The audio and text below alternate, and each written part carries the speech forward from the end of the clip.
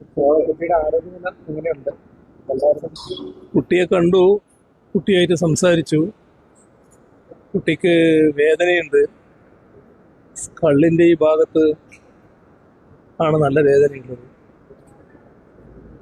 Doctor സൂപ്രണ്ടും ന്യൂറോയുടെ ഡോക്ടറും അവിടെ ഉണ്ടായിരുന്നു. അവര്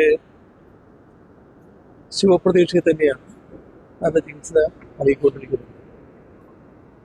അതീവ നിർഭാഗ്യകരമായ നിലയാണ് അവിടെ ഉണ്ടായത്. അമ്മ മരണപ്പെട്ടു പോയതാണ്. ഇത് രണ്ട് കുട്ടികൾക്കും പരിക്ക് പറ്റി. ഈ കുട്ടിക്കാണ് മാരകമായ പരിക്കേറ്റിട്ടുള്ളത്. ഇക്കാര്യത്തിൽ സാധാരണഗതിയിൽ സ്വീകരിക്കേണ്ട നടപടികൾ പെട്ടെന്ന് തന്നെ സർക്കാർ സ്വീകരിക്കുക എന്നുള്ളതാണ് ആവശ്യമായിട്ടുള്ളത്. ആ നടപടികൾ സ്വീകരിക്കുമെന്ന് പ്രതീക്ഷിക്കുക. ഇപ്പോൾ 6 സംഭവങ്ങളാണ് റിപ്പോർട്ട് ചെയ്ത് ഈ കഴിഞ്ഞ കുറച്ച് ദിവസങ്ങൾക്ക് അതെ 6 സംഭവങ്ങൾ. മഴക്കാലം കൂടിയാണ്.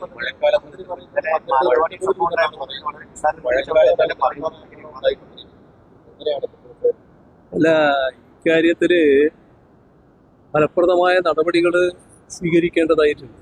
അതില് നേരത്തെ തന്നെ തുടങ്ങി വെച്ച നടപടികളുണ്ട്. അതിന് നല്ല തുടർച്ച വേണം. ഇതില് കൂടുതൽ ആപത്തുണ്ടാകാതിരിക്കാൻ, ആളുകളുടെ നേരെ ആക്രമണം നടക്കാതിരിക്കാൻ ആവശ്യമായ മുൻകരുതൽ ഉണ്ടാവുക എന്നുള്ളതാണ് ഏറ്റവും പ്രധാനം. അതിനുള്ള എല്ലാ നടപടികളും ഗവൺമെൻറ് സ്വീകരിക്കേണ്ടതുണ്ട്. അതിനെ മറ്റു തരത്തിൽ കണ്ടാൽ ശരിയാവില്ല. ഈ ഗവൺമെൻറ് മാറിയത് ആരും അറിയില്ലാരോ എന്നൊന്നും പറഞ്ഞിട്ട് അതിനൊരു മറുപടിയായി മാറില്ല. തുടർ നടപടികൾ സ്വീകരിക്കുക എന്നുള്ളതാണ് ഇന്നത്തെ ഘട്ടത്തിൽ ആവശ്യം. ശരി.